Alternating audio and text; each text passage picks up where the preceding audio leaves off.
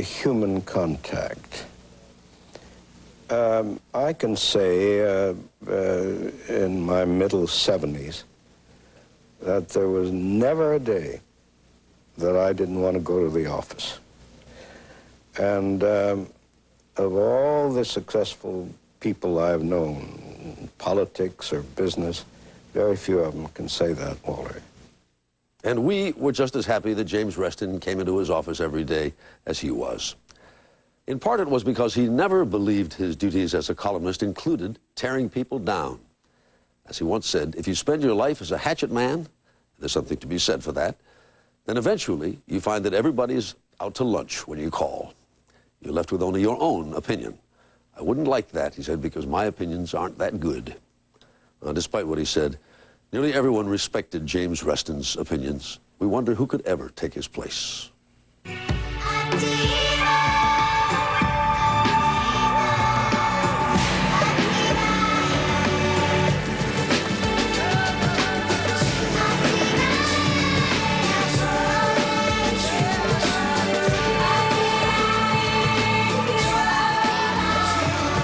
I'm Activa from IBM.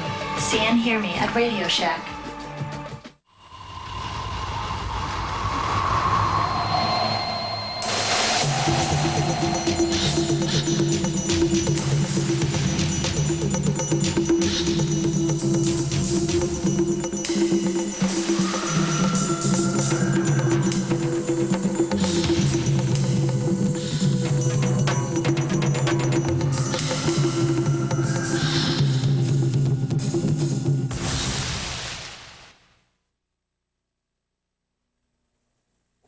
The first American troops are on their way, headed to Bosnia to keep the peace. That peace, it must be said, is a shaky one, defined for now by only a piece of paper. For us, in this country, the mission seems to hold little but risk to our own people. Yet for the residents of Tuzla, headquarters for the U.S. forces, the fact that the Americans are coming is the most hopeful development in years. And as Bob Simon tells us in our Sunday morning cover story, for the people there, hope is something long overdue.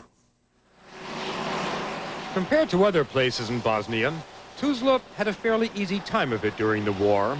200 people were killed here. That's compared to 10,000 in Sarajevo. But Tuzla never got any stars in the old Michelin guides to Yugoslavia. It's a drab and dreary place, a mining town, deeply buried in a Middle European gloom. It's been compared to Allentown or Bulgaria without the frills. It's a pure product of Stalinist planning on a bad day. Winter and war have made it worse. The heroes of the revolution now stand in a cabbage patch. People grow whatever they can, wherever they can. The army it takes to shovel the coal that keeps the lights burning bright has not come home yet. There's not much electricity, but there's no shortage of coal fumes to poison the air. There's something else in the air these days, though. You could call it hope. And that's because the Yanks are coming.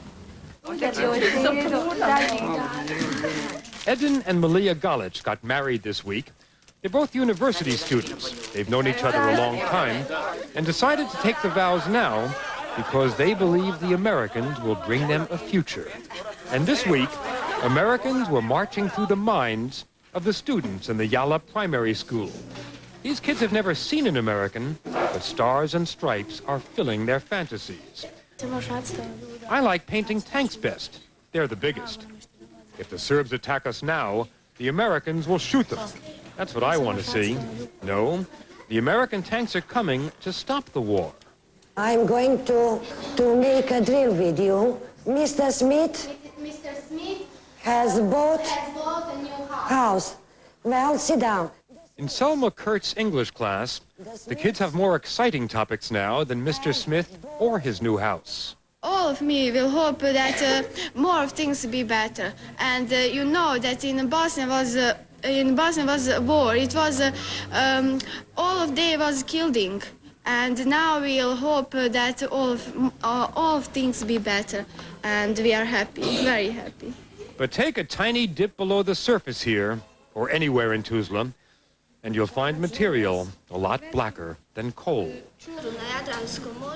Mrs. Kurtz says the war has made it almost impossible for the kids to concentrate. They've become noisy and unruly, and her struggle every day is to make it through the day. Sometimes I think that it's better to be an animal, you know. Well, because somebody will keep me, you know, and the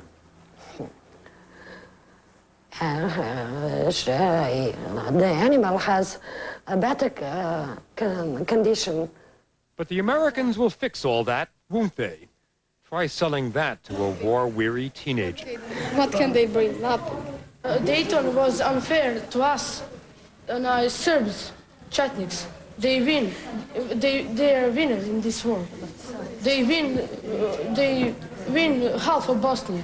500 years of Turkish domination gave this town its name. Tuzla is the Turkish word for salt. And during Tito's days, the salt was mined so carelessly that much of the town started collapsing. That was well before the Serbs opened fire.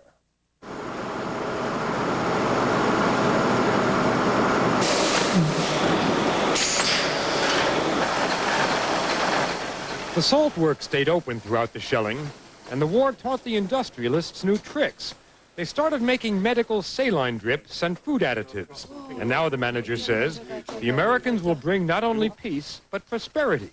As soon as links are forged between the warring parties, the Serbs will want Bosnian salt because it's the best. But just below the surface, Tuzla has problems the Americans can't begin to resolve. The nightmares of Srebrenica and Zepa are haunting these streets. Only a few months ago, the airbase, which will be the U.S. headquarters, was a refugee camp, home to tens of thousands ethnically cleansed by the Serbs. Refugees now make up 40% of Tuzla's population. You can meet them most any day in a center where they make rugs for tourists, or in the flea market where they sell anything from brake pads to single shoes for someone who might need one in this land of landmines. This is no lumpen proletariat. These were prosperous people, many of them, who had to flee their homes with whatever they could carry, which is what is now for sale. But there's hope here, too. Hope that the Americans will take them back to Srebrenica and Zepa, back to where they belong. And it's a perfectly reasonable hope if the Americans stay here a generation or two. Nobody here is waiting for the Americans to come. History stopped